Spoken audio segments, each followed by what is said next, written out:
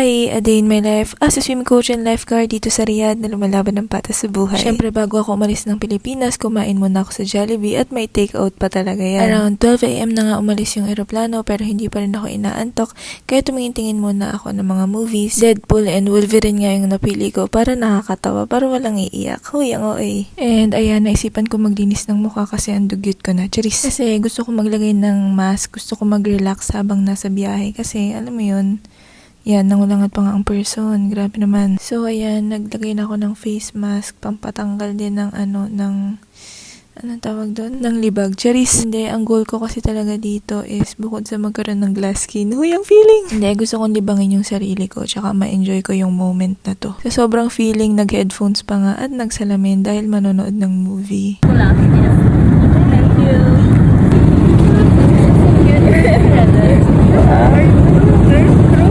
No. Yes, thank you.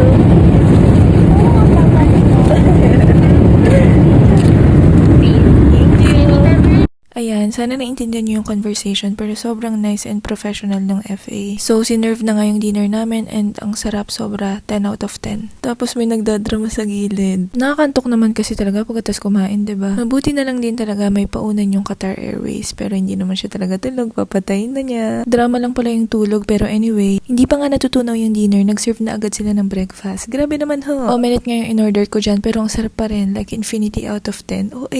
Dahil nga nasa airplane tayo, maglalaro tayo ng airplane chefs. Kaso wala nga palang internet. We have just landed at Hamad International Airport. Huy, sobrang ganda dito, grabe. Para kang nasa mall, na garden, na lahat na. Nag-train nga lang ako kasi sobrang laki nga nito. Ang hirap hanapin ng mga gate. Ayan, nakasakay na pala ako niyan sa pangalawang plane. Kaya naglinis ulit ako ng mukha and may pamerienda sila. Pero yung mga moment na yan, sobrang hiya na ang person. Kaya ang video ay patago at palihim na lang. Inubos ko na yung pagkain para wala na akong bit-bit pababa. At sa sobrang boring nga napalaro na ako nito. The next thing I know, nasa Riyadh na ako. Thank you Lord for the safe flight. Yun lang, bye!